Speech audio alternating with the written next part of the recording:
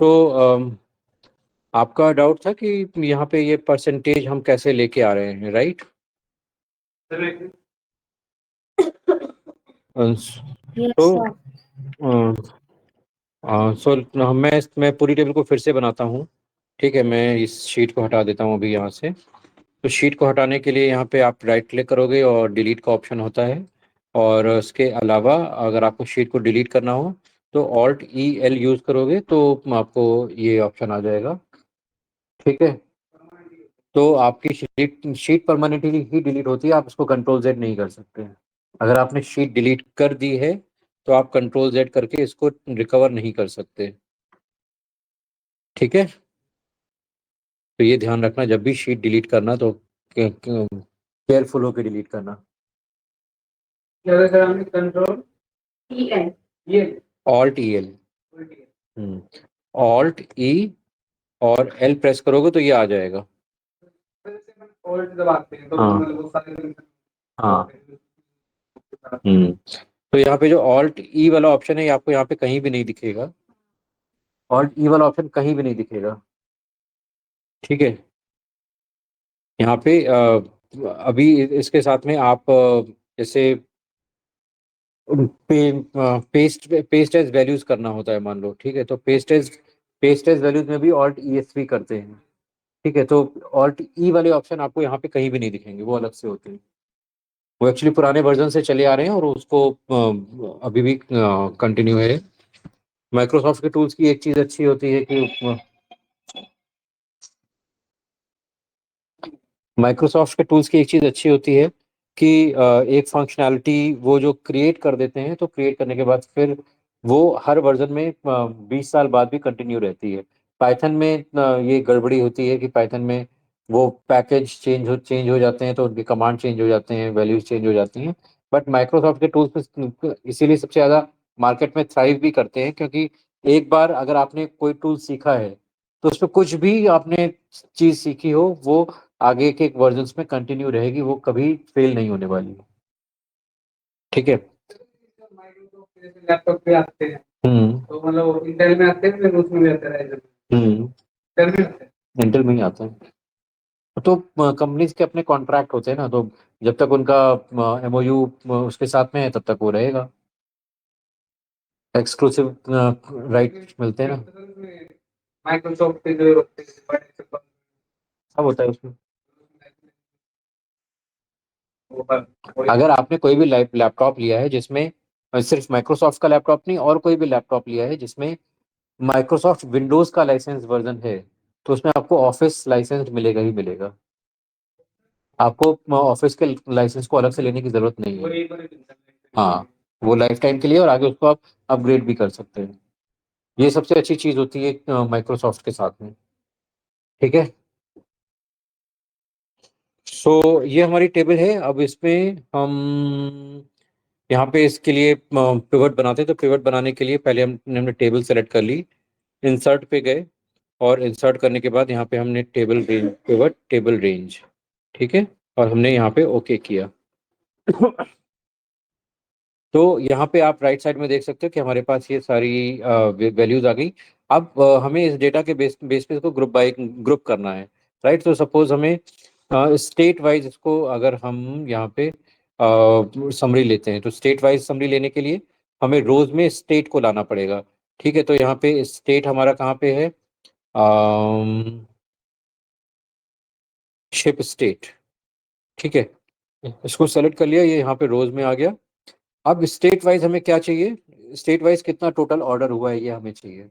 ठीक है, तो हमने यहाँ पे ऑर्डर को हम यहाँ पे वैल्यूज में लेके आ गए।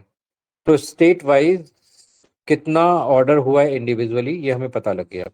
अब ओवरऑल ऑर्डर्स में से हमें क्या करना है कि फाइंड आउट करना है कि किस स्टेट का कितना परसेंट ऑर्डर आ रहा है, राइट? हर स्टेट का परसेंटेज फाइंड आउट करना है कि किस स्टेट से कितना परसेंट ऑर्डर आता है। ठीक है, तो यही हमने ऑर्डर टोटल फिर से यहाँ पे डाल दिया। ठीक है, तो अभी हम यहाँ पे मैं दूसरी वैल्यू दिखाई पड़ने लगी। ठीक है, अब यहाँ पे एक एक चीज़ और है। अब मान लो यहाँ पे आपको यहाँ पे जो वैल्यू दिखाई दे रही है, तो इसमें वैल्यू में आप इनको ठीक से रीड नहीं कर पा रहे हो। यहाँ पे जैसे यहाँ पे अगर आप पहली वैल्यू देखोगे तो लगभग 14,48,000 रुपए के आसपास है। तो आपको ध्यान से देखना पड़ेगा, आपको डिजिट्स काउंट करनी पड़ेंगी। तो अगर आपको यहाँ पे कॉमा लगाना है तो कॉमा आप यहाँ से अगर लगाओगे तो यहाँ पे एक में कॉमा आएगा, बाकी सब में कॉमा नहीं आएगा, या आपको सबको सेलेक्ट करके कॉमा लगाना पड़ेगा। लेकिन अभी हम यहाँ पे क्या करते हैं, हम इसमें यहाँ पे गए राइट साइड, राइट क्लिक यहाँ पे, ठीक है। और यहाँ पे हमने नंबर फॉर्मेट हम यहाँ से डिफाइन करते हैं, ठीक है। नंबर फॉर्मेट हम यहाँ पे गए और यहाँ पे हमने नंबर और यहाँ पे सेपरेटर यहाँ पे डिफाइन कर दिया। जैसे ही हम ओके करेंगे और इसको यहाँ पे ओके किया तो देखो सब में सेपरेटर एक साथ डिफाइन हो गया। अब इसमें कोई नई वैल्यू भी ऐड कर देंगे ना तो भी वहाँ पे सेपरेटर ऑटोमेटिकली डिफाइन हो जाएगा इस पर्टिकुलर वैल्यू के लिए। तो यहाँ पे टेबल पे ही हमने राइट क्लिक किया, वैल्यू फील्ड सेटिंग आ जाएगी, ठीक है। या यहाँ पे आप पिवट टेबल एनालाइज में जाओगे और यहाँ पे फील्ड आइटम सेट्स में जाओगे, ठीक है। और नहीं, कैलकुलेटेड नहीं, कैलकुलेट फील्ड यहाँ पे यूज नहीं होगी। यहाँ पे इसमें यहाँ पे जाएंगे, ये टेबल आपको दिखाई दे रही है, यहाँ पे हम गए, यहाँ पे क्लिक किया तो यहाँ पे राइट क्लिक करने की जरूरत नहीं, लेफ्ट क्लिक ही हो जाएगा यहाँ पे, और यहाँ पे आपको वैल्यू फील्ड सेटिंग हो जाएगी। अब आपको किसके लिए करना है तो यहाँ पे आप सब सेलेक्ट कर सकते हो कि यहाँ पे सम ऑफ टोटल INR यहाँ पे आ रहा है, यहाँ पे नंबर फॉर्मेट, और नंबर फॉर्मेट में नंबर, और यहाँ पे यूज डेसिमल यूज सेपरेटर। तो हमने यहाँ पे जैसे ही ओके किया तो यहाँ पे हमें कॉमा में दिखाई पड़ने लगे, ठीक है। क्लियर है। अब दूसरी फील्ड को हमें क्या करना है, दूसरी फील्ड को हमें परसेंटेज में कन्वर्ट करना है, ओवरऑल कॉलम का क्या परसेंटेज है, ठीक है। तो हम यहाँ पे गए वैल्यू फील्ड सेटिंग में, यहाँ पे शो वैल्यूज एज करके हमें दिखाई दे रहा है, ठीक है। इस शो वैल्यू एज में अब हम यहाँ पे इसको हमें कैसे दिखाना है, तो हमें यहाँ पे परसेंटेज ऑफ कॉलम टोटल दिखाना है हमें, ठीक है। तो यहाँ पे हमने दिए, इसको क्लिक किया परसेंटेज ऑफ कॉलम टोटल और ओके किया, तो यहाँ पे दिखा दिया कि कौन से स्टेट से कितना परसेंट है। तो सबसे ज्यादा हमारा यूपी से लोग ऑर्डर कर रहे हैं, काफी अमीर लोग हैं यूपी में। देन इसके बाद महाराष्ट्र से ऑर्डर कर रहे हैं, फिर इसके बाद बाकी स्टेट से हैं, ठीक है। समझ गए। तो यहाँ पे इस तरह से हम परसेंटेज फाइंड आउट कर सकते हैं। तो बहुत बार आपको इस तरह की जरूरत पड़ेगी, तो कभी कभी लोग लोग क्या करते हैं कि इसमें परसेंटेज में यहाँ से ये वैल्यू डिवाइडेड बाई ये वैल्यू यहाँ पे कर देते हैं, ठीक है। तो इससे यहाँ आ तो जाएगा, चलो आप वैल्यू भी फिक्स कर दोगे।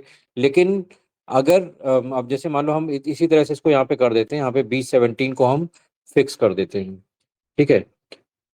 कुछ लोग ये करते हैं, ठीक है। हमने इसको B17 को फिक्स कर दिया और यहाँ पे परसेंटेज कर दिया, यहाँ पे 2 डिजिट तक हमने कर दिया और इसको यहाँ पे हम लेके आ गए, तो कैलकुलेट होके आ गया, सेम कैलकुलेशन है, राइट।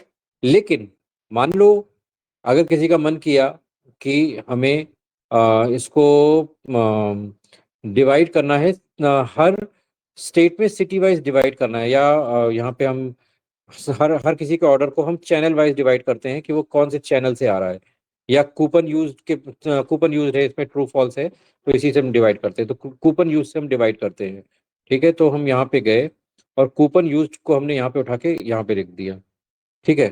तो अब क्या हुआ, ये वाला जो काम है ये तो फेल हो गया हमारा, राइट, क्योंकि हमने ये पिवट टेबल से नहीं किया, हमने जनरल फॉर्मूले से किया है, ठीक है। तो ये वाला जो पार्ट है ये फेल हो गया, क्योंकि अब यहाँ पे हमको इसको फिर से नीचे की तरफ ड्रैग करना पड़ेगा जहां तक है, ठीक है। हमने यहाँ नीचे तक ड्रैग कर दिया, अब हमारा मन किया हमें इसको हटाना है, तो हमने यहाँ पे कूपन यूज को हटा दिया, फिर से फेल हो गया। तो हर बार यही करते रहोगे, ड्रैग करते रहोगे, हटाते रहोगे, ड्रैग करते रहोगे, हटाते रहोगे, हैं। हाँ, वैल्यू तो चेंज हो ही रही है, वैल्यू तो चेंज इसलिए हो रही है क्योंकि अब यहाँ पे अगर हमने कूपन यूज डाल दिया है तो अब यहाँ पे इसके बेस पे कैलकुलेट कर रहा है वो, राइट, इसके बेस पे कैलकुलेट कर रहा है। तो अब यहाँ पे, और यहाँ पे वैल्यू हमने B17 फिक्स की हुई, तो B17 क्या है इस पे, अब इसी पे सारे कैलकुलेशन हो रहे हैं, तो वैल्यू तो चेंज हो ही जाएगी।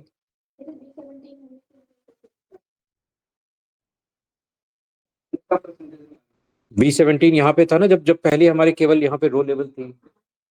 इधर बैठ जाओ, ठीक है। तो तो यहाँ पे हमने इसके बेस पे शिफ्ट किया, क्योंकि यहाँ पे हमारा ग्रैंड टोटल आ रहा था, हमने इसी के बेस पे कर दिया था। लेकिन जैसे ही वो चेंज होगा तो हमारी सारी वैल्यूज गलत हो जाएंगी, राइट। तो इसलिए हम यहाँ पे इस तरह से हमें मैनुअल फॉर्मूले से ना करके, और हम यहाँ पे अम, यहाँ पे इसके ऑटोमेटेड फंक्शन से यूज करेंगे। ठीक है, क्लियर है? Any doubt? अब इसी इसी में हमें क्या करना है कि अब जो भी ये ऑर्डर है, इन ऑर्डर को हम कूपन यूज वाइज फिर से डिवाइड करते हैं। तो कूपन यूज वाइज हमने यहाँ पे डाला, और कूपन यूज को हमने कॉलम्स में डाल दिया। ठीक है, तो कॉलम में जैसे ही हमने डाला, तो अभी यहाँ पे फॉल्स के कितना परसेंटेज है और ट्रू का कितना परसेंटेज है, ये हमें दिखाई दे गया। ठीक है, अभी यहाँ पे ओवरऑल फॉल्स कितना परसेंटेज है और ओवरऑल ट्रू कितना परसेंटेज, ये हम यहाँ पे हमें दिखाई दे रहा है। लेकिन अगर हम देखें कि बिहार में कितना परसेंटेज ट्रू है, कितना परसेंट फॉल्स है, ये हमें नहीं दिखाई दे रहा है। या दिल्ली में कितना परसेंटेज ट्रू है, कितना परसेंटेज फॉल्स है, ये हमें नहीं दिखाई दे रहा है। राइट, अभी अभी क्या दिखाई दे रहा है कि ओवरऑल में से बिहार का कितना परसेंटेज है, ओवरऑल में से हरियाणा का कितना परसेंटेज है, ओवरऑल में से महाराष्ट्र का कितना परसेंटेज है। राइट, तो हमें कॉलम वाइज परसेंटेज दिखाई दे रहा है, हमें रो वाइज परसेंटेज नहीं दिखाई दे रहा है। तो हमें रो वाइज परसेंटेज करने के लिए क्या होगा, तो हम यहाँ पे इसी में गए, हमने यहाँ पे वैल्यू फील्ड सेटिंग वापस गए, शो वैल्यू एज, और यहाँ पे परसेंटेज ऑफ कॉलम टोटल की जगह हमने यहाँ पे कर दिया परसेंटेज ऑफ रो टोटल। ठीक है, ओके किया, और यहाँ पे आप देखो परसेंटेज ऑफ रो टोटल आ गया। ठीक है, तो बिहार के टोटल ऑर्डर्स में से 68% लोगों ने कूपन यूज नहीं किया है, 31% लोगों ने कूपन यूज किया है। ठीक है, इसी तरह से अगर आप यहाँ पे सबसे ज्यादा क्या आ रहा है, वेस्ट बंगाल के लोगों ने सबसे ज्यादा कूपन यूज किया है, 46% लोगों ने कूपन यूज किया है, 53% लोगों ने कूपन यूज नहीं किया है। ठीक है, अंडरस्टूड कि हमें यहाँ पे समराइजेशन कैसे कर सकते हैं। ठीक है, तो इस तरह से आप समराइज करके आप बहुत सारी वैल्यूज को फाइंड आउट कर सकते हो। ठीक है, अब मान लो हमें यहाँ पे अम, अब हमारे पास ये ग्रॉस लाइन अमाउंट है, और यहाँ पे इसमें डिस्काउंट अमाउंट है। ठीक है, यहाँ पे ग्रॉस लाइन अमाउंट है और यहाँ पे हमारे पास डिस्काउंट अमाउंट है। अब हमें कैलकुलेट करना है कि कितना परसेंटेज डिस्काउंट दिया गया है। ठीक है, तो यहाँ पे हम दूसरी टेबल बनाते हैं फिर से। ठीक है, तो यहाँ पे हमने फिर से पूरा डेटा सेलेक्ट किया।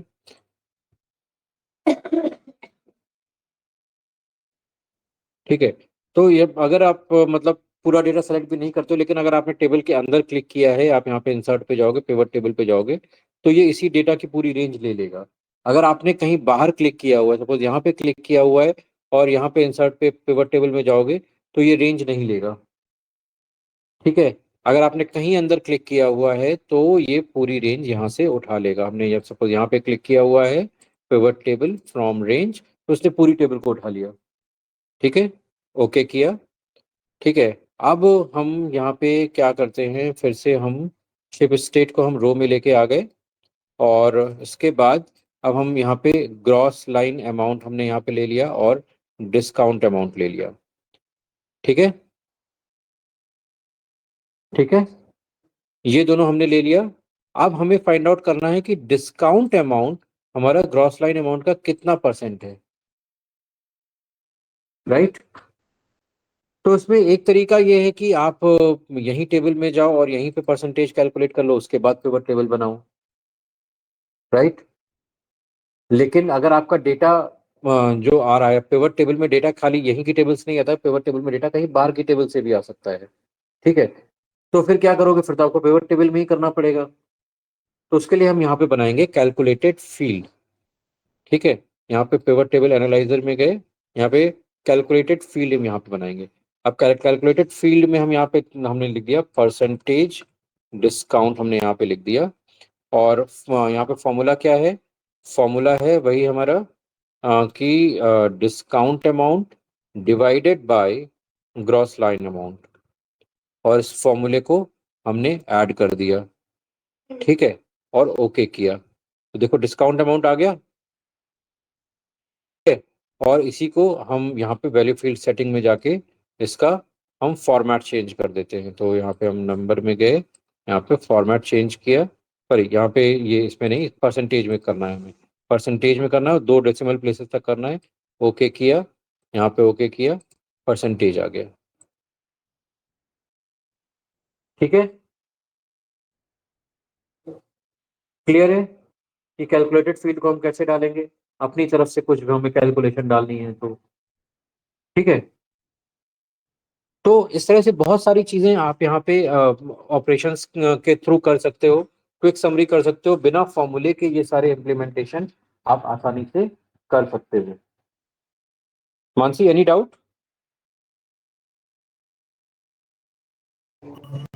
सर इसमें जो, जैसे कि ये तो आ गया, बट जैसे कि अपन ये बना रहे हैं तो इसमें न्यूमेरिकल वैल्यू तो वैल्यू में डलता है, पता रहता है, और कैटेगरी वाइज वैल्यू कॉलम और रो में डल जाता है, बट ये हाँ फिल्टर वगैरह में ऐसे मतलब हाँ, कैसे पता चलेगा कि कौन में डालना है, जिससे छोटी टेबल बने सबसे।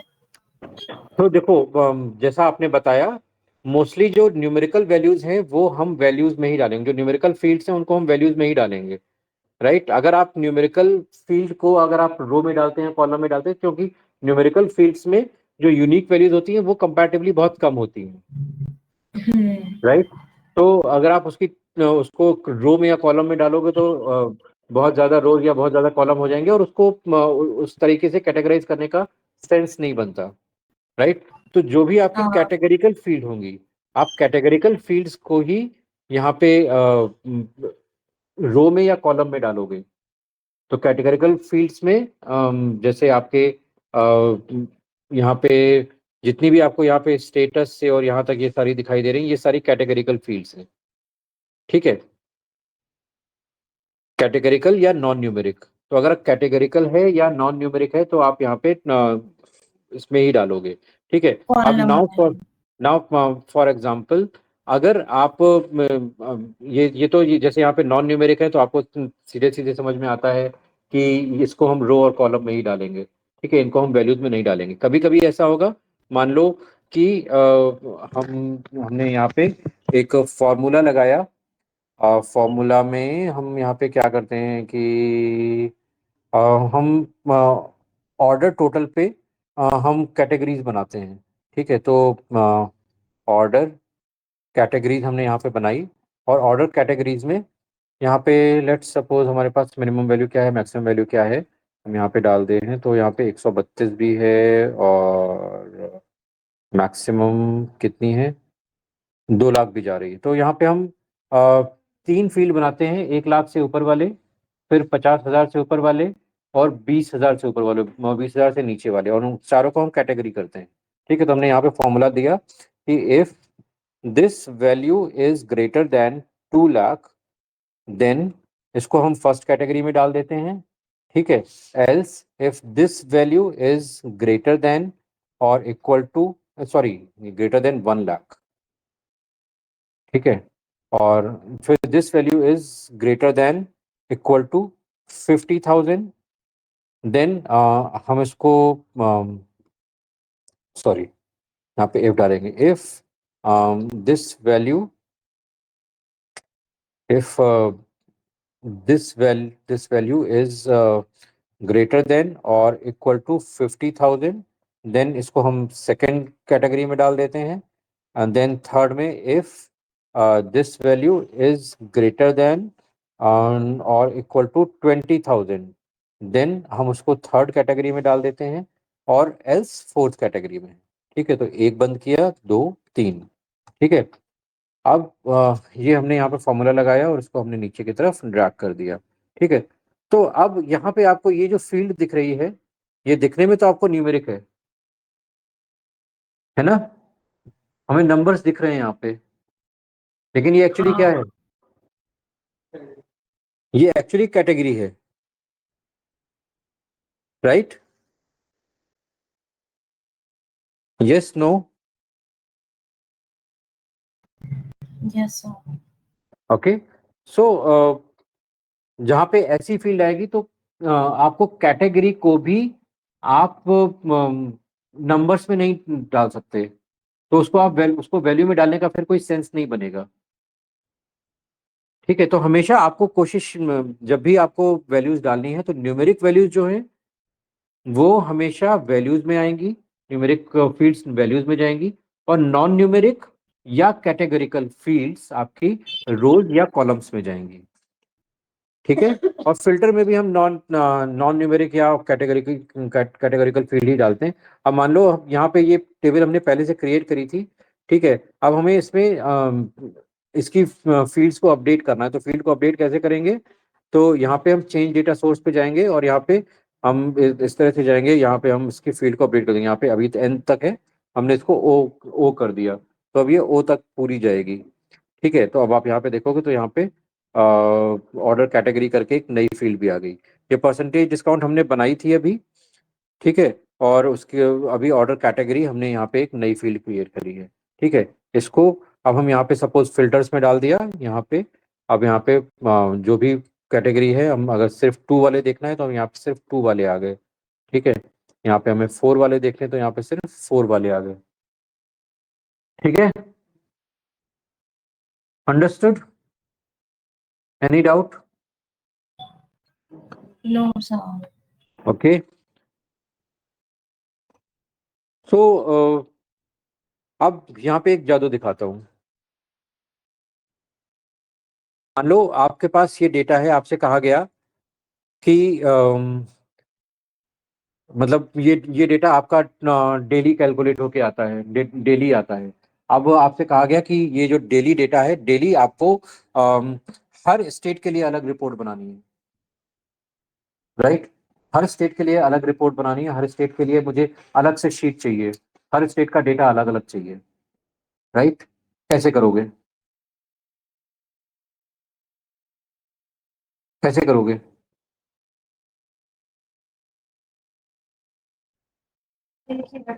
हैं?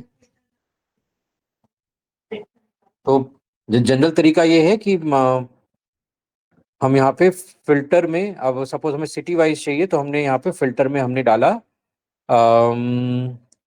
शिफ्ट सिटी, हमने फिल्टर में डाल दिया। ठीक है।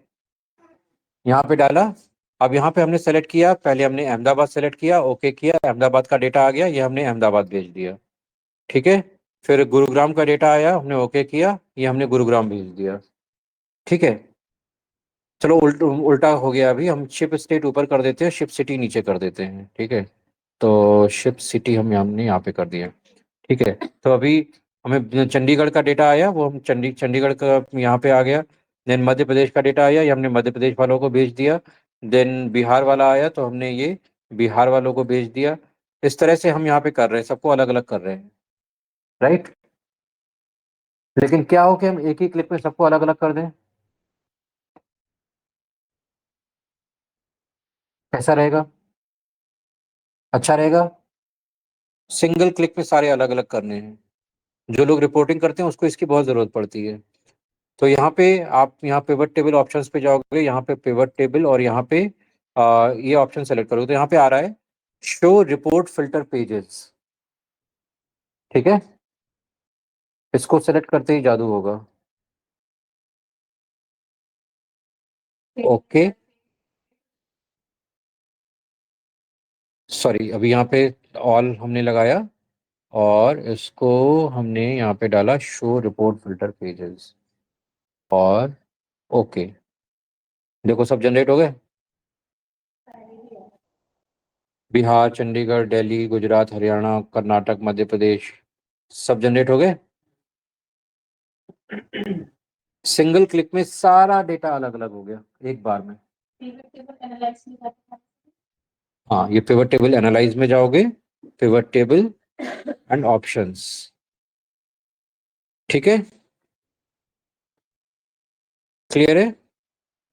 हम इन सबको हटा देते हैं। तो यहाँ से सेलेक्ट करना स्टार्ट किया, और कहाँ तक सेलेक्ट करना है, सबको हटा देते हैं फिर से, वेस्ट बंगाल तक, ऑल्ट एल, डिलीट। ठीक है। तो इस तरह से आप अपने रिपोर्ट्स को क्विकली जनरेट कर सकते हो।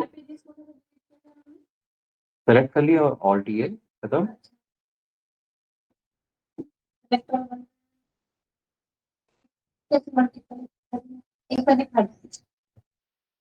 मल्टीपल सेलेक्ट करना कुछ नहीं है। अब यहाँ पे सपोज हम फिर से फिल्टर डाल देते हैं।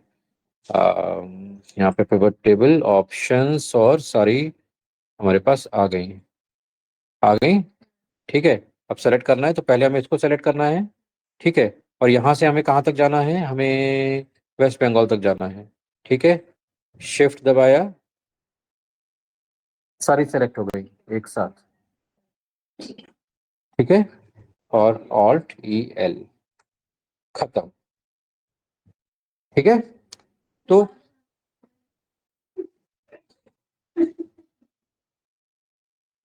वही चीज, शीट डिलीट कर रहे हैं एक साथ, और कुछ नहीं है।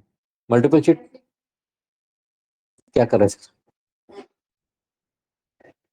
एक बार फिर से पब्लिक डिमांड पे।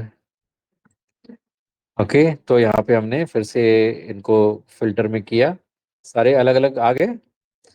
ठीक है, अब यहाँ पे पहले बिहार ऑलरेडी सिलेक्टेड है। ठीक है, अब बिहार से हमें लास्ट तक जाना है, तो हम यहाँ पे राइट में गए, सब में गए, राइट गए गए, राइट राइट, वेस्ट बंगाल हमारी लास्ट है। हमने शिफ्ट दबाया और वेस्ट बंगाल पे क्लिक कर दिया। अब सारी शीट सेलेक्ट हो गई यहाँ से यहाँ तक, सारी सेलेक्ट हो गई। बस Alt E L. Okay, once more करके एक ही चीज 3 बार। ठीक है, तो इस तरह से आप अपने पिवट टेबल पे को यूज कर सकते हो। आप इसके अलावा आपको अब क्या करना है कि अभी तो चलो टेबल के फॉर्म में शो हो रहा है, थोड़ा सा इसको अट्रैक्टिव फॉर्म में करते हैं। ठीक है, तो यहाँ पे क्या है, हम इंसर्ट स्लाइसर एक आपको करके ऑप्शन दिखाई दे रहा है। ठीक है, अब ये स्लाइसर क्या करता है, तो यहाँ पे जिस भी फील्ड का स्लाइसर लगाना है हम स्लाइसर पहले ही लगा लेते हैं। तो अभी हमें सपोज चैनल, हमारा यहाँ पे क्या है, चैनल क्या चीज़ है कि iOS से ऑर्डर हुआ है या किससे ऑर्डर हुआ है। ठीक है, तो चलो हम चैनल ही उठा लेते हैं यहाँ पे। ठीक है, इंसर्ट स्लाइसर, तो ये इंसर्ट स्लाइसर आपको यहाँ पे भी मिल जाएगा, और इंसर्ट में जाओगे तो भी यहाँ पे स्लाइसर मिल जाएगा। ठीक है, हमने यहाँ पे क्लिक किया। अब यहाँ पे अगर अब यहाँ पे, यहाँ से अगर आप कर रहे हो तो क्या होगा, अब जैसे मान लो हमने इधर क्लिक किया है, अभी तो हमारा यहाँ पे क्लिक है। जब हमने अगर इधर क्लिक किया और यहाँ पे स्लाइसर पे जाओगे तो यहाँ पे देखो इस तरह से आएगा, क्योंकि ये आपको डेटा मॉडल सेलेक्ट करने को बोलेगा, क्योंकि टेबल के अंदर से आप स्लाइसर नहीं लगा रहे हो। ठीक है, और जब आप यहाँ पे क्लिक करोगे तो यहाँ पे भी पिवट टेबल वाला टूल ऊपर नहीं आ रहा है। ठीक है, तो जब आप यहाँ पे क्लिक करोगे तभी ऊपर वाला टूल भी आएगा, और यहाँ पे भी जब हम स्लाइसर पे क्लिक करेंगे तो इस तरह से आएगा, क्योंकि अब उसको पता है कि किस टेबल पे अप्लाई करना है। ठीक है, यहाँ पे चैनल पे क्लिक किया, ओके किया, तो यहाँ पे ऑप्शन आ गए हमारे पास कौन कौन से चैनल हैं। अब हमें देखना है केवल iOS वाले ऑर्डर्स, iOS, एंड्रॉयड वाले ऑर्डर, एंड्रॉयड, मार्केट प्लेस वाले ऑर्डर, वेबसाइट वाले ऑर्डर। ठीक है, तो इस तरह से आप क्विकली अपने डेटा में समरी जनरेट कर सकते हो। ठीक है, अब स्लाइसर, हाँ,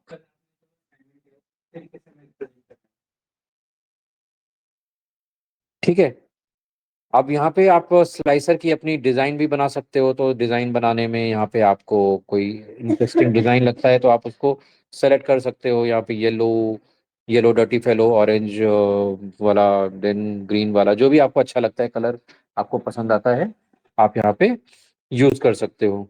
ठीक है, और स्लाइसर डालने हैं फिर से आप यहाँ पे जाओ, आप मल्टीपल स्लाइसर्स भी डाल सकते हो, तो अभी हम चैनल पे ऑलरेडी डाल चुके हैं हम। आ, हम यहाँ पे कूपन यूज पे हम डाल देते हैं। ठीक है, तो हमने कूपन यूज पे डाल दिया, ओके कर दिया, तो यहाँ पे कूपन यूज आ गया। ठीक है, अब यहाँ पे फॉल्स, ट्रू, जो भी आप यहाँ पे डालोगे उसके अकॉर्डिंग आप यहाँ पे सेलेक्ट कर सकते हो। ठीक है, एनी डाउट। अब आपके पास कोई ऐसा स्लाइसर आपने डाल दिया जिसमें बहुत ज़्यादा वैल्यूज हैं, यहाँ पे हम इंसर्ट लेते हैं और इंसर्ट में हम यहाँ पे डाल देते हैं, शिप स्टेट डाल देते हैं, तो शिप स्टेट में काफ़ी सारी वैल्यूज हैं, तो यहाँ पे अब आपको दिखाई दे रहा है, इस तरह से दिखाई दे रहा है। ठीक है, तो आप इसको मल्टीपल कॉलम्स में भी कर सकते हैं, तो यहाँ पे 2 कर दिया तो देखो ये मल्टीपल कॉलम्स में भी आ गया। ठीक है, तो यहाँ पे 2 कॉलम, 3 कॉलम, 4 कॉलम, जितने भी आप करना चाहो, आप कंफर्टेबल हो और सामने दिखाई दे। ठीक है, तो जब डैशबोर्ड वगैरह हम बनाते हैं तो डैशबोर्ड बनाने में हम स्लाइसर को का बहुत यूज होता है कि हमने ऊपर ऊपर स्लाइसर डाल दिया, नीचे हमारा डेटा दिखाई दे रहा है और इसको हमने यहाँ पे हाइड कर दिया। तो पूरी स्क्रीन में हम यहाँ पे अब जैसे यहाँ पे हमें स्लाइसर डालने हैं, हम यहाँ पे ये ये हटा देते हैं। ये हटा देते हैं हम, सॉरी, शो फील्ड लिस्ट, और इसको हमने हटा दिया। ठीक है, और इसको हम यहाँ पे और इंसर्ट करते हैं, और लाइन इंसर्ट कर देते हैं। ठीक है, अब हम यहाँ पे अरेंज कर दिया, यहाँ पे हमने ये डाल दिया, यहाँ पे हमने कूपन यूज डाल दिया, और यहाँ पे हमने अपने सारे स्टेट डाल दिया। अब यहाँ पे नीचे तक आ रहा है तो हम इसको 3 कॉलम में कर देते हैं। तो यहाँ पे स्लाइसर में गए और इसको हमने यहाँ पे 3 कॉलम में कर दिया, थोड़ा छोटा हो गया। इसको हमने थोड़ी सी इसकी चौड़ाई बढ़ा दी, तो यहाँ पे पूरे पूरे दिखने लगे, यहाँ पे ये दिखाई देने लगा। ठीक है, तो अब यहाँ पे आपका ये डैशबोर्ड टाइप का लगने लगा। इसको थोड़ा छोटा कर देते हैं। तो इसको थोड़ा छोटा किया, इसको भी हम और छोटा कर देते हैं। ठीक है, और इसको हमने यहाँ पे डाल दिया। ठीक है, लगने लगा डैशबोर्ड टाइप का। ठीक है, अब यहाँ पे हरियाणा वाला चाहिए, सिर्फ हरियाणा। हरियाणा में कितने कितने लोगों ने कूपन यूज किया, सिर्फ वही चाहिए हमें, तो यूज आ गया। अब जितने लोगों ने कूपन यूज किया उसमें से कितने लोगों ने मार्केट प्लेस से ऑर्डर किया है, क्लिक कर दिया। ठीक है, तो फिल्टर अपने आप वो लगता जाएगा, आपको ज्यादा सोचने की जरूरत नहीं पड़ेगी इसमें। ठीक है, और यही रिपोर्ट आपने किसी और को बना के दे दी, वो भी इसी तरह से क्लिक कर करके देख सकता है कि कहाँ पे क्या चीजें हैं। तो आपको तो उसको बार बार आपको बताने की जरूरत नहीं पड़ेगी कि यहाँ पर ये, यहाँ पे ये, भाई क्लिक करो देखो। इस रिपोर्ट को जनरेट करने के लिए डाटा एनालिसिस की जरूरत पड़ता है, हमें जॉब मिलता है। ठीक है, ये ऐप होती है। फोन पे मैंने ट्राई नहीं किया, लेकिन अगर ऑप्शन है तो कर कर जरूर सकते हैं मैंने। हाँ, शीट, माइक्रोसॉफ्ट शीट खुल जाती है। हैं? हाँ, चल जाते हैं, चल जाते हैं। बट माइक्रोसॉफ्ट के टूल्स फोन के लिए काफी हैवी होते हैं, तो अगर आपका अच्छा फोन नहीं है तो हैंग करने लगता है, क्योंकि क्योंकि आपके उसमें जो माइक्रोसॉफ्ट के जो टूल्स के साइज होते हैं वो 600 MB, 700 MB के ऐप होते हैं। और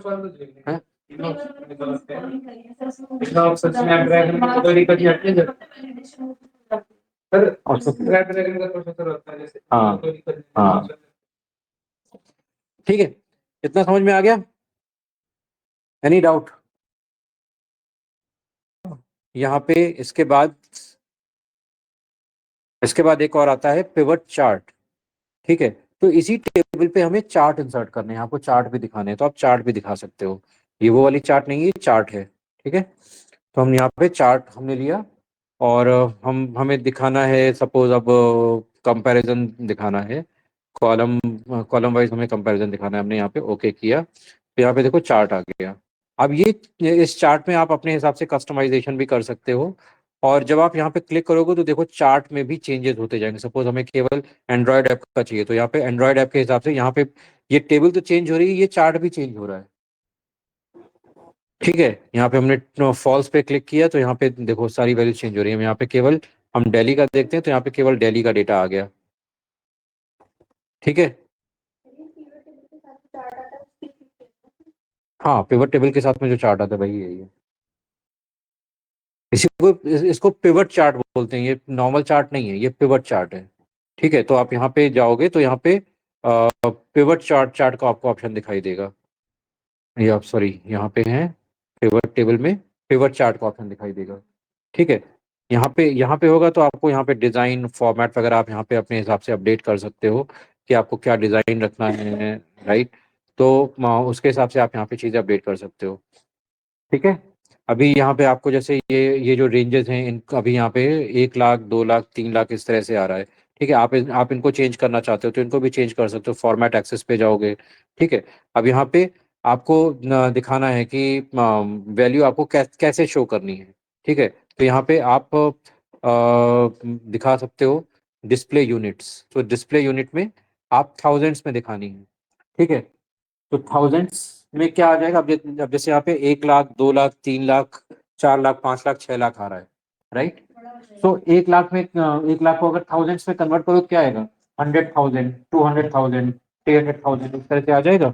तो यहाँ पे जैसे हमने इसको थाउजेंड्स में कन्वर्ट किया, तो देखो यहाँ पे 100,000, 200,000, यहाँ पे थाउजेंड्स आ रहा है, ठीक है। तो आप इस तरह से वैल्यूज को मैनेज कर सकते हो, ठीक है। आपको मिलियंस बिलियंस में दिखाना है तो अगर हम यहाँ पे मिलियंस में, तो मिलियन में कितने होते हैं, 10 लाख, राइट। तो हम मिलियंस में दिखाएंगे तो यहाँ पे देखो 0.1, 0.2, 0.3 इस तरह से वैल्यूज आ रही हैं, ठीक है। तो आप इस तरह से अपने ग्रिड को भी अरेंज करके लेके आ सकते हो, ठीक है। क्लियर है, एनी डाउट? तो इस तरह से आप अपने जो जो भी चार्ट है उसको इंटरेक्टिव बना सकते हो। और अभी यहाँ पे और चार्ट आपको इंसर्ट करने हैं तो आप यहाँ पे और चार्ट डाल सकते हो, ठीक है। तो यहाँ पे गए और हम पाई चार्ट डाल देते हैं, तो यहाँ पे पाई चार्ट आ जाएगा स्टेट वाइज, ठीक है। तो हमने यहाँ पे ओके किया, ओके करके यहाँ पे हम इसको स्मॉल करके और इसको नीचे हम लेके आ गए, यहाँ पे लेके आ गए, ठीक है। तो इसमें भी अब सिटी वाइज यहाँ पे अभी हमारे पास डेटा आ रहा है।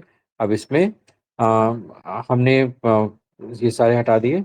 अब जैसे अब देखो यहाँ पे हमारे पास दिक्कत क्या हो रही है कि जैसे हमने ऊपर किया तो जो नीचे का डेटा है, जो जो ऊपर का डेटा है वो हमारा जो स्लाइसर्स हैं वो दिखाई नहीं दे रहे। तो स्लाइसर्स को हम थोड़ा सा और मैनेज करते हैं, थोड़ा सा और छोटा करते हैं, फिर दूसरा जुगाड़ लगाएंगे। तो इसको थोड़ा सा और हम वाइड करते हैं और स्लाइसर को हम यहाँ पे 4 रोज में लेके आ गए, ठीक है। तो थोड़ी सी हमें और जगह मिली, इसको हमने यहाँ पे छोटा कर दिया, ठीक है। और यहाँ पे एंड्रॉयड ऐप को भी हम यहाँ पे इसको हम दो में लेके आ गए और इसको हमने थोड़ा सा इधर किया, यहाँ पे यहाँ पे ये है कूपन वाला, और यहाँ पे इसको हमने बड़ा कर दिया। तो यहाँ पे थोड़ी और जगह मिल गई हमें, थोड़ी और जगह मिल गई। यस नो, तो यस नो बोलते रहा करो, लगता है कि मैं जिंदा लोगों को पढ़ा रहा हूँ, ठीक है। अब हम क्या करेंगे कि हम हमें ऊपर वाला फिक्स करना है। तो इनिशियल इंट्रोडक्शन ने बताया था कि फर्स्ट रो फिक्सिंग, राइट।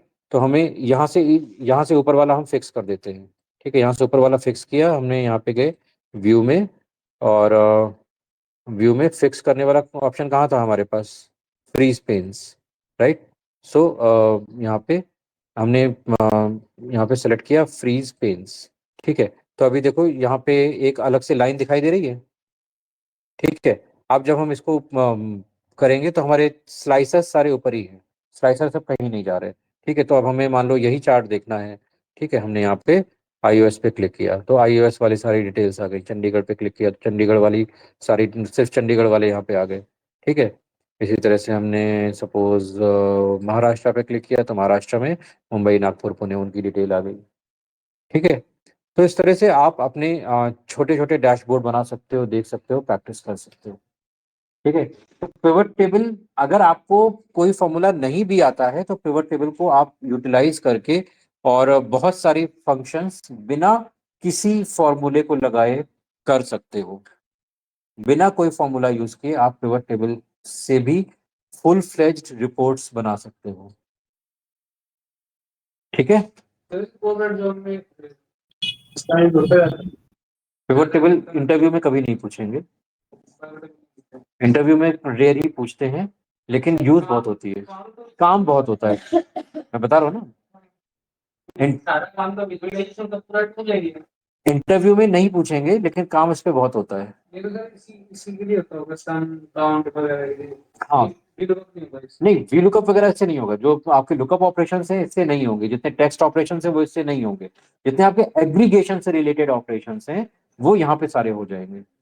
हमारा तो यही है ना, हमारा मेन टास्क एग्रीगेशन, जहाँ पे भी, अब यहाँ पे देखो हम यहाँ पे या तो सम कर रहे हैं या एवरेज ले रहे हैं या काउंट कर रहे हैं या मिनिमम निकाल रहे हैं या मैक्सिमम निकाल रहे हैं, इसके अलावा तो कुछ हम फाइंड आउट नहीं कर रहे हैं, यही फाइंड आउट कर रहे हैं। तो पिवट टेबल की बस यही लिमिटेशन है कि पिवट टेबल में आप ये एग्रीगेशन ऑपरेशन कर सकते हैं। तो जहां जहां पे आपको एग्रीगेशन करना है, आप निसंकोच पिवट टेबल को यूज कर सकते हो। अब जहां पे एडवांस लेवल आएगा तो वहां पे आपको टेक्स्ट ऑपरेशंस करने हैं, तो वो आप यहाँ पे नहीं कर सकते। आपको लुकअप लगाना है, वो ऑपरेशन आप यहाँ पे नहीं कर सकते। ठीक है, इंडेक्स मैच लगाना है, वो ऑपरेशन आप यहाँ पे नहीं कर सकते। ठीक है, ये पिवट टेबल सिर्फ एग्रीगेशन के लिए होता है। ठीक है, अब यहाँ पे ये जो चार्ट लगे हुए हैं, ये चार्ट पिवट चार्ट है। इसके अलावा नॉर्मल चार्ट्स भी आप लगा सकते हो, नॉर्मल डेटा पे भी चार्ट्स लगा सकते हो, ऐसा नहीं कि आप नॉर्मल डेटा पे चार्ट्स नहीं लगा सकते। ठीक है, क्लियर है?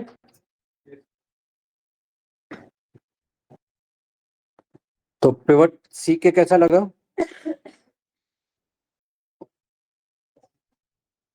है, अच्छा था, ओके। तो पहले ऐसा था, अब यहाँ पे एक मतलब थोड़ी थोड़ी चीज ये है कि जैसे यहाँ पे जो नाम है, ये नाम भी आप अभी जैसे सम ऑफ ग्रॉस लाइन अमाउंट आ रहा है, तो आप इसको भी चेंज कर सकते हो। तो यहाँ पे सिंपली ग्रॉस लाइन अमाउंट हमने कर दिया। अब लेकिन यहाँ पे क्या होगा कि gross line line amount already एक फील्ड है आपके टेबल में। तो अगर आप सिर्फ ग्रॉस लाइन अमाउंट यहाँ पे दे दोगे तो ये यहाँ पे एरर देगा कि ये ऑलरेडी एग्जिस्ट कर रही है। तो इसके लिए आपको सिंपल सा इसमें क्या करना होगा, लास्ट में एक छोटा सा स्पेस दे दो, पता भी नहीं चलेगा और हमारा काम भी हो जाएगा। ठीक है, अब यहाँ पे ये डिस्काउंट अमाउंट है, इसका नाम हमें चेंज करना है। तो हमने यहाँ पे सम सम ऑफ हटा दिया और डिस्काउंट के बाद एक हल्का सा स्पेस दे दिया, तो वो भी आ गया। ठीक है, फिर इसी तरह से सम ऑफ परसेंटेज डिस्काउंट, तो आप यहाँ पे परसेंटेज तो यहाँ पे जस्ट परसेंट ऑफ डिस्काउंट कर दोगे। ठीक है, ओके करोगे, यहाँ पे भी, यहाँ पे इन दोनों के बीच में हम स्पेस दे देते हैं। जरा सा चेंज करोगे वो अपने आप एक्सेप्ट कर लेगा। ठीक है, अंडरस्टूड।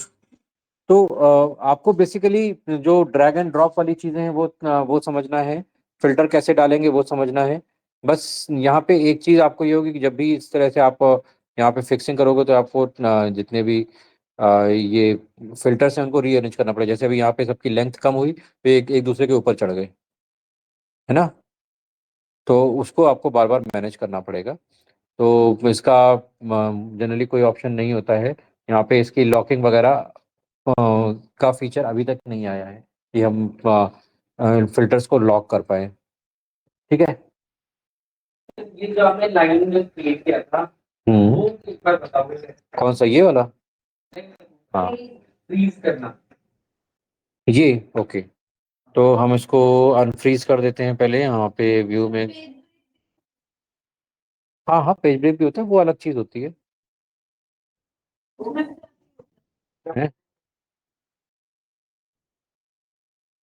तो यहाँ पे नहीं, पेज ब्रेक अलग चीज होती है। पेज, यहाँ पे पहले हम अनफ्रीज कर देते हैं, तो यहाँ पे ये अनफ्रीज हो गया, अभी देखो लाइन हट गई।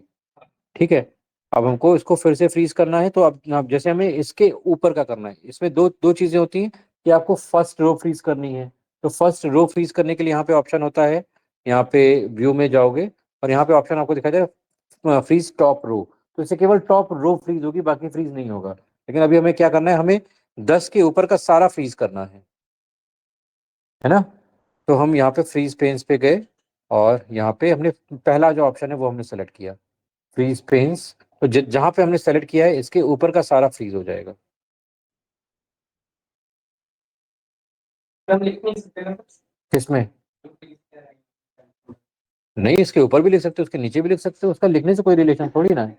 ठीक है, यहाँ यहाँ पे बस हमने ये यहाँ पे लिख दिया है और यहाँ पे हमने ये लिख दिया है। अब जब हम इसको स्क्रॉल करेंगे तो ये नीचे वाला हट जाएगा, ऊपर वाला वैसे ही दिखाई देगा। ऊपर वाला स्क्रॉल नहीं होगा, वो एक जो आप बात कर रहे हो वो अलग चीज है।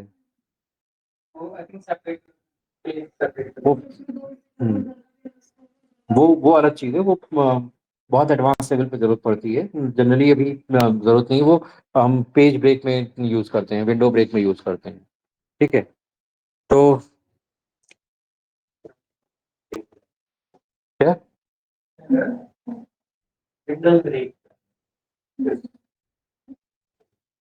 वो उसको कंप्यूटर ब्रेक बोलते हैं, विंडो ब्रेक नहीं है।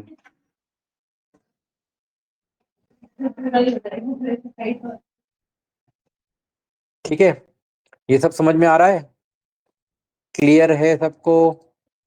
अब यहाँ पे पिवट टेबल में और कोई खास ऑप्शन नहीं, एक एक ही ऑप्शन होता है यहाँ पे, रिफ्रेश का ऑप्शन होता है। जब भी मान लो हमारे डेटा में कुछ चेंजेस होते हैं, अब सपोज यहाँ पे हमने कुछ और चेंजेस किए और उसमें अब हम,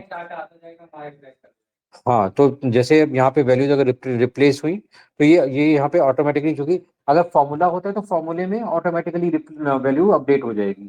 ठीक है, अब जैसे मान लो हम यहाँ पे सम करते हैं और is equal to sum of, और यहाँ पे ग्रॉस लाइन अमाउंट को हम सम करते हैं।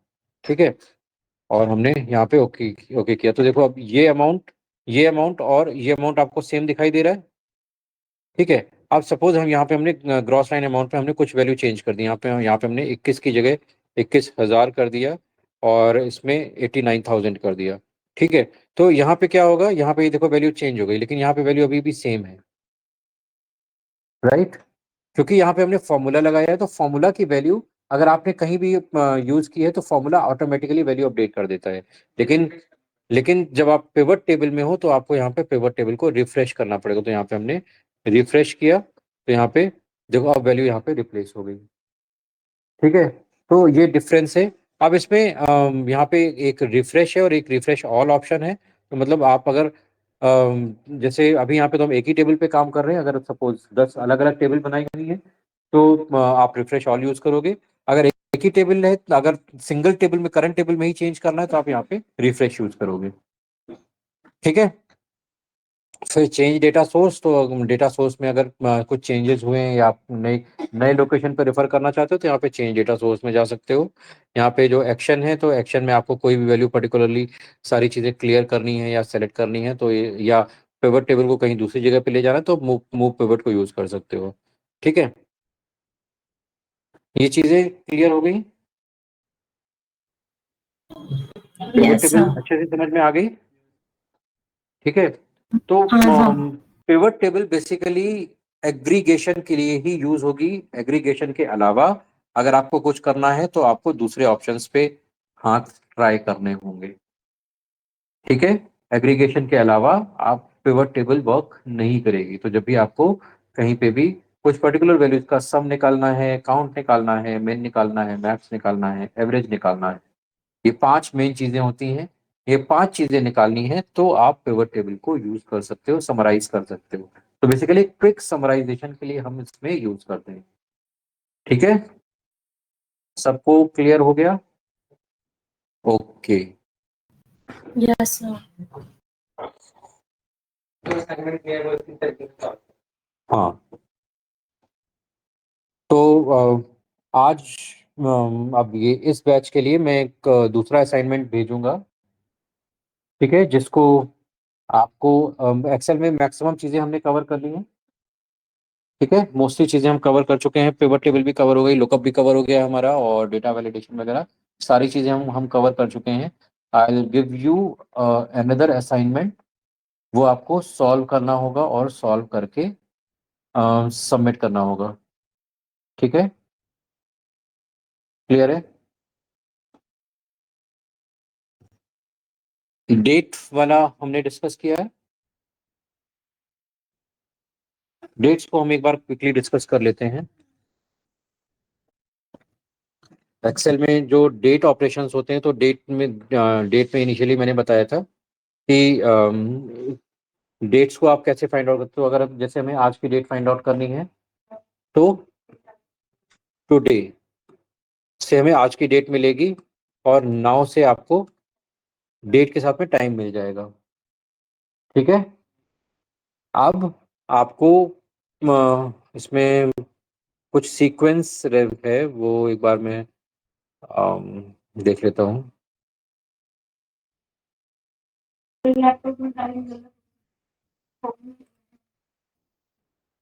अगर लैपटॉप आपका इंटरनेट से कनेक्टेड है तो टाइम गलत नहीं होगा।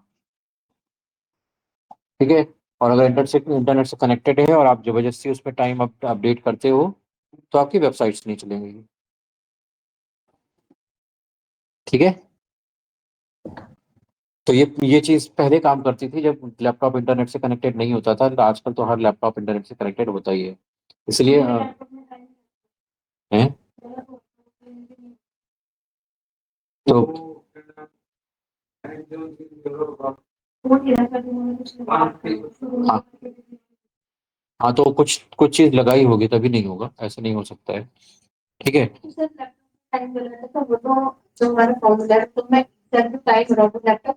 लैपटॉप का ही टाइम टाइम देगा। ठीक है।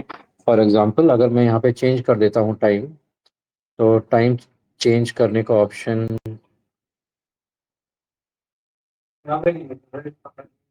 अब तो बहुत बहुत कुछ चेंज हो गया, पहले तो यहीं पे क्लिक करने से खुल जाता था। हैं 7 और 8 में था, अभी अभी के ऑप्शंस में नहीं है। हैं डेट डेट चेंज करने का ऑप्शन नहीं है। ऐसा हो नहीं सकता वैसे।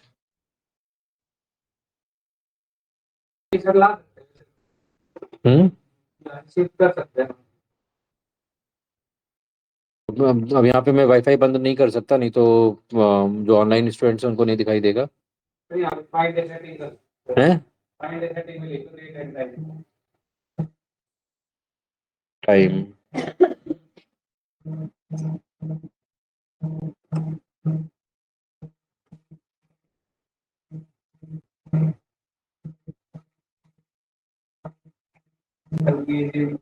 ये आ रहा है, डेट टाइम फॉर्मेट के लिए आ रहा है, वो चेंज करने, बाकी चेंज करने को नहीं दे रहा है यहाँ पे।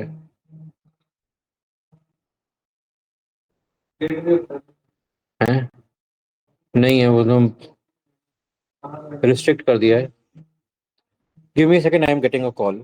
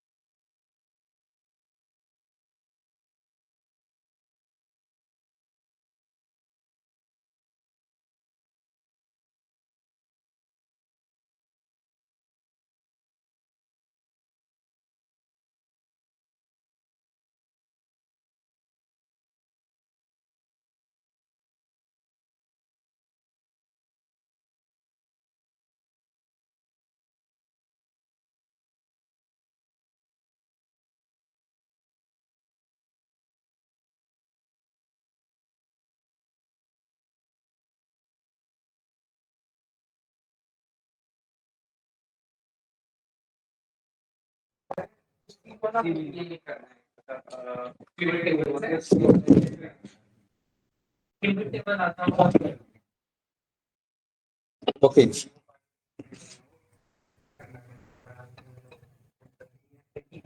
Okay, just focus 10 minute, 10 more minutes. हम इस डेट वाले को एक बार रिवाइज कर लेते हैं फटाफट, उसके बाद फिर वाइंड अप करते हैं। तो यहाँ पे हमारे पास ये सारे फॉर्मूले, ये चीज़ मैं ग्रुप में ऑलरेडी शेयर कर चुका हूँ ये पूरा। ठीक है, तो आप ग्रुप में देख सकते हो। तो टुडे एंड नाउ हमने देख लिया। जब भी अब हमें आगे की डेट फाइंड आउट करनी, सपोज हमें 40 दिन बाद की डेट फाइंड आउट करनी, तो हम सिंपली इसी डेट में हम जस्ट 40 लिख देंगे, तो यहाँ पे 40 दिन बाद की डेट हमें यहाँ पे मिल गई। ठीक है। तो जब नंबर ऑफ डेज ऐड करने हैं तो मैं सिंपली जितने दिन ऐड करने हैं, मान लो आप एक HR मैनेजर हो और आपके पास एक फीमेल एम्प्लॉय आती है, शी इज टेलिंग कि मैं आज से अपनी पैटर्निटी लीव पे जा रही हूँ। ठीक है। तो पैटर्निटी लीव होती है 184 डेज की, तो आपको फाइंड आउट करना है कि आज से 184 डेज के बाद कौन सी डेट पड़ेगी। तो सिंपली यहाँ पे हमने लिखा is equal to today plus 184। तो यहाँ पे इसने बता दिया कि ये 2 मई 2026 हमारी डेट पड़ेगी। ठीक है, तो नंबर ऑफ डेज आप ऐसे प्लस कर सकते हो। अब आपको इसमें जैसे अगर नंबर ऑफ मंथ ये एंड आपको फाइंड आउट करना है, तो यहाँ पे हम यहाँ पे ई डेट को यूज करेंगे। है क्या चेंज हुआ है?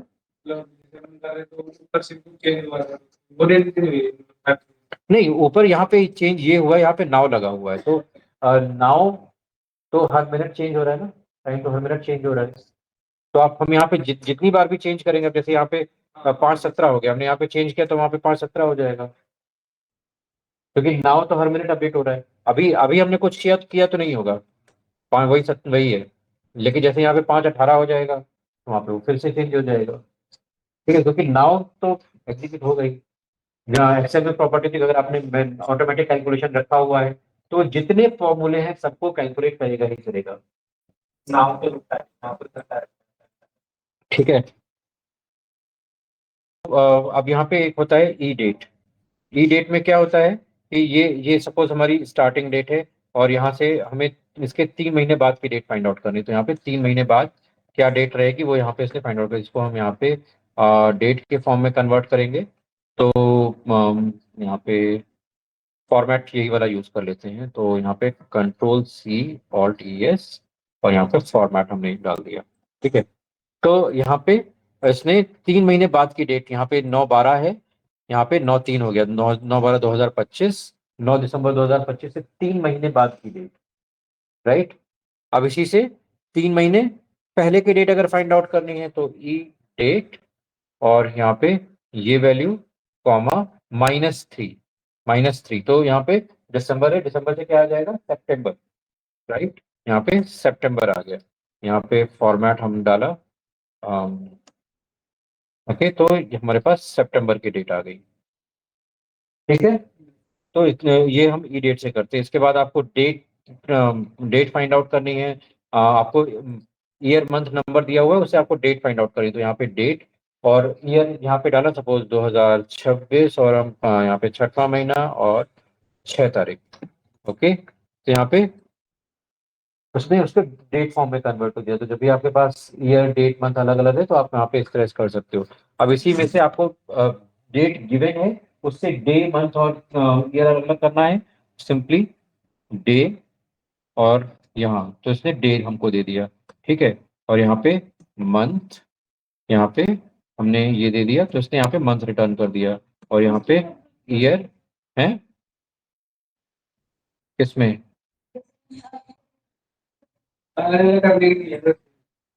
अलग अलग करने के लिए ही, और कुछ नहीं है। ठीक है, ये सिचुएशन टू सिचुएशन वेरी करते हैं।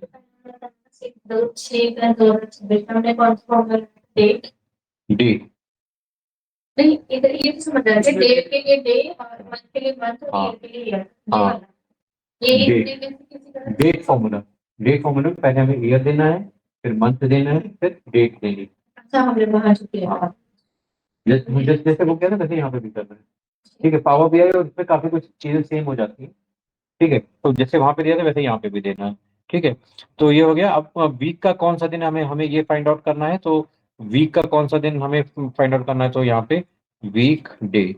राइट, और यहाँ पे ये हमने दे दिया। ठीक है, तो नॉर्मली वीक डे थर्ड है, तो थर्ड का मतलब है कि ये जो आपका संडे है उसको as a first day consider करता है। तो अगर यहाँ पे हम देखते हैं October 6, तो October 6 अगर आप देखोगे तो यहाँ पे ट्यूसडे आ रहा है, means Sunday first day, then this is second and third. ठीक है, अब आप इसको चेंज करना चाहते हो, आप संडे से मंथ डे वीक नहीं स्टार्ट करना चाहते हो, आप मंडे से वीक स्टार्ट करना चाहते हो। राइट, तो कोई नहीं, हम मंडे से स्टार्ट कर लेंगे, जैसे आप बताओ, दुनिया हमारे हाथ में। ठीक है, तो यहाँ पे गए, ये सेलेक्ट किया, अब यहाँ पे कॉमा। तो अब यहाँ पे मंडे से हमें स्टार्ट करना है, तो मंडे से हम स्टार्ट कर लेंगे। तो यहाँ पे हमने ये नंबर दे दिया। ठीक है, तो यहाँ पे हमने दिया ये 11 और ओके किया। तो अब ये सेकेंड दिन आ गया। जैसे हमें ये पता करना है कि साल के स्टार्टिंग तक अभी हाँ मंडे और 7 डेज की तो रखना ऑप्शन ऑप्शन आ रहा है, आप किसी भी दिन दिन से आप वीक स्टार्ट कर सकते हो। तो यहाँ पे हमने वीक डे दिया, ठीक है, ये हमारी डेट है। अब आपको अगर ट्यूसडे से स्टार्ट करना है तो यहाँ पे 12 देना पड़ेगा, अगर वेडनेसडे से स्टार्ट करना है तो 13 देना पड़ेगा, ठीक है। अब अगर सपोज हम गल्फ में रहते हैं और गल्फ में हमारा वीक स्टार्ट होता है सैटरडे से, ठीक है, या सपोज वो फ्राइडे से स्टार्ट करते हैं, फ्राइडे उनका डे होता है, ठीक है।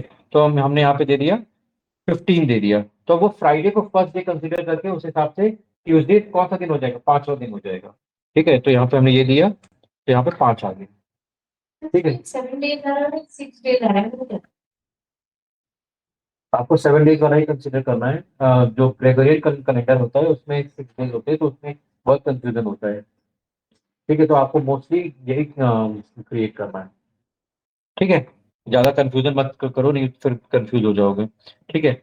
अब दो डेट्स के बीच में डिफरेंस फाइंड आउट करना है तो डेट डिफ फाइंड आउट करते हैं। तो एक तो है कि दो डेट्स के बीच में डिफरेंस फाइंड आउट करना है, तो आप सिंपली कर सकते हो जैसे ये डेट माइनस ये डेट, या ये डेट कर लेते हैं, ठीक है, ये डेट माइनस ये डेट हमने किया। यहाँ पे 301 दिन हमें पता लग गए, राइट। तो ये हमें बता रहा है कि कितने दिन में, डायरेक्ट हमें पता लग गया कितने दिन का डिफरेंस है। लेकिन हम मंथ्स का या ईयर्स का डिफरेंस फाइंड आउट करना चाहते हैं, तो हम यहाँ पे डेट डिफ को लगाएंगे, is equal to date diff, या डेटेड इफ कर सकते हो, ठीक है। तो डेटेड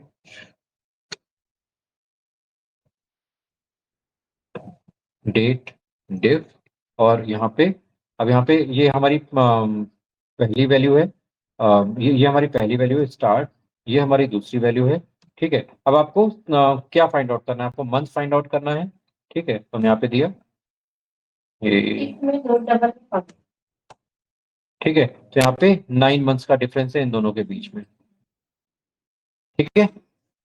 ये हमारा दिसंबर है, ये हमारा अक्टूबर है, ठीक है। तो उसने यहाँ पे दिखा दिया कि कितने मंथ्स का डिफरेंस है। अगर आपको, हाँ हाँ, ईयर के लिए हम यहाँ पे वाई दे देंगे, ठीक है। तो यहाँ पे ये स्टार्टिंग है, ये एंडिंग है, यहाँ पे हमने दे दिया वाई, ठीक है। ये क्या है, डेटेड, ठीक है। तो एक भी साल का डिफरेंस नहीं है, तो यहाँ पे क्या आ रहा है, हम यहाँ पे कुछ बढ़ा देते हैं, यहाँ पे 2027 कर देते हैं, राइट। तो यहाँ पे 21 मंथ्स और यहाँ पे 1, ठीक है। तो इस तरह से आप यहाँ पे ये समरीज फाइंड आउट कर सकते हो। तो डी डेट्स के लिए डी, मंथ के लिए एम और ईयर के लिए वाई। अब इसके बाद आता है वर्किंग डेज कितने हैं, ठीक है। तो उसके लिए हम यहाँ पे नेट वर्क डेज यूज करते हैं। तो अब यहाँ पे net work days, net work days, okay. Network days में हमारे पास ये स्टार्टिंग है और ये एंडिंग है। जो कोई छोटी छोटी डेट ले लेते हैं, ठीक है। तो छोटी डेट में हाँ, ये स्टार्टिंग है और ये एंडिंग है, ठीक है। तो इसके बीच में कितने नेट वर्किंग डेज है वो हमें फाइंड आउट करने हैं। तो 65 नेट 65 डेज है टोटल, ठीक है। तो ये क्या दिखा रहा है, 65 calendar days,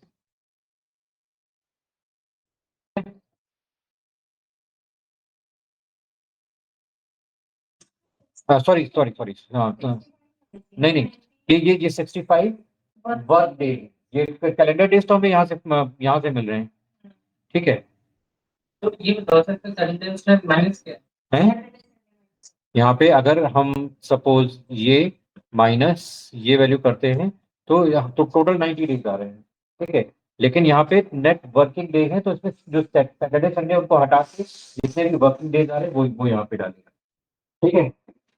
clear, any doubt. अब यहाँ पे हमें डालना है कि हमें त्योहारों की छुट्टी भी काउंट करनी है, ठीक है। तो अब सपोज बीच में हमारे पास फेस्टिवल्स आ गए। फेस्टिवल्स में हमारे पास दशहरा, हमारे पास सबसे पहले गांधी जयंती आ गई 2/10/2025, ठीक है।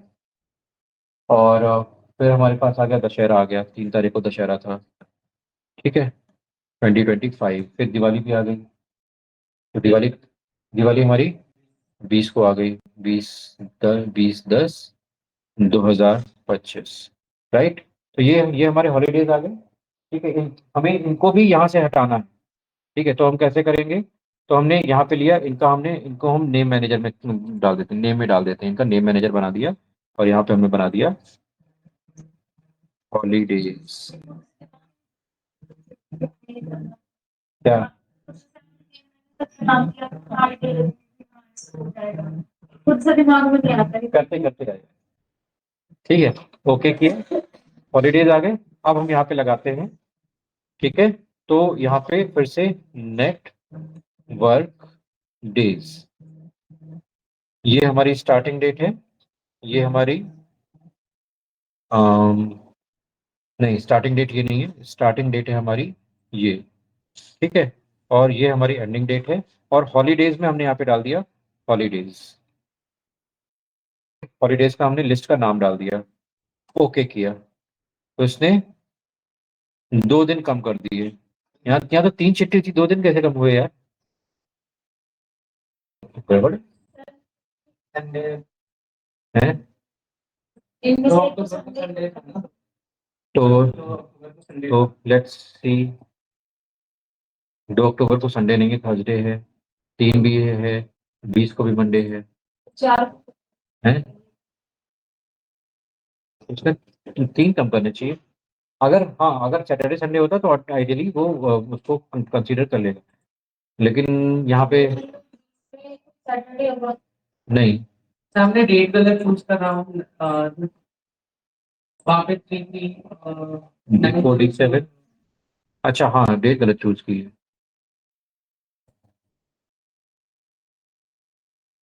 अच्छा, यहाँ पे पहले हमें फाइंड आउट करना है, तो ये है D7, ये स्टार्टिंग डेट है और ये एंडिंग डेट है। हाँ, अब सही है। ठीक है, वहाँ रेंज डिफरेंट दे रहे थे, यहाँ पे रेंज, तो अब यहाँ पे E7B4 है, यहाँ पे भी E7B4 है। वहाँ पे कुछ और ले रहे थे, इसलिए वहाँ पे 65 आ रहा है। ठीक है, समझ में आ गया? अब यहाँ पे अगर कोई ऐसा हॉलीडे है जो सैटरडे संडे में पड़ गया, तो आपने उसको लिस्ट में भी डाल दिया, फिर भी उसका फर्क यहाँ पे नहीं आएगा। सपोज हम यहाँ पे हॉलीडे की लिस्ट में हम डाल देते कि छठ पूजा भी हमारी हुई, तो छठ पूजा हमारी कब हुई है? छठ पूजा स्टार्ट हो गई थी, तो अब 26 को छठ पूजा डाल देते हैं। ठीक है, यहाँ पे 26/10/2025 ये हमने यहाँ पे डाल दिया। और इसको हमने यहाँ पे फॉर्मूला में गए और नेम मैनेजर में हमने हॉलीडेज को एडिट किया, और एडिट में यहाँ पे 13 से 14 कर दिया। ठीक है, तो यहाँ पे इसने इसको पूरा रेफर कर दिया, ओके किया, फिर भी देखो यहाँ पे कोई फर्क नहीं आया। ठीक है, तो अगर कोई हॉलीडे सैटरडे संडे में पड़ा है, तो आप नेटवर्क डेज फाइंड आउट करने की कोशिश कर रहे हैं, तो वो उसको उसमें काउंट नहीं करेगा, क्योंकि वो ऑलरेडी नेटवर्क डेज के थ्रू उसको हटा चुका है। ठीक है, and last your question, week day, right. तो उसके लिए हम यहाँ पे वीक नंबर आपने फाइंड आउट किया था ना, वीक नंबर कौन सा है, तो उसमें सिंपली हम वीक नम लगाएंगे, तो ये हमें बता देगा कि ये इस डेट में जो भी वीक है उस वीक का नंबर क्या है। तो ये 50वां वीक चल रहा है।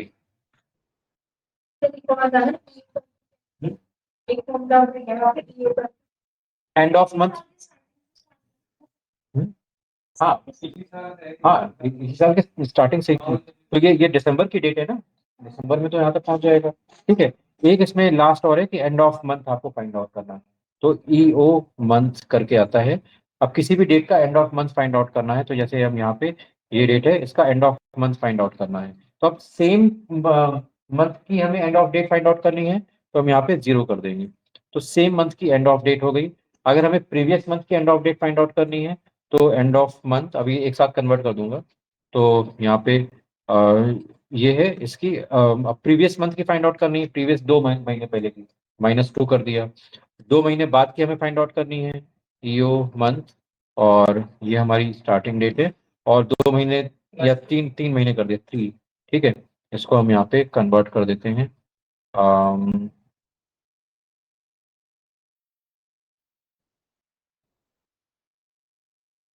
ठीक है,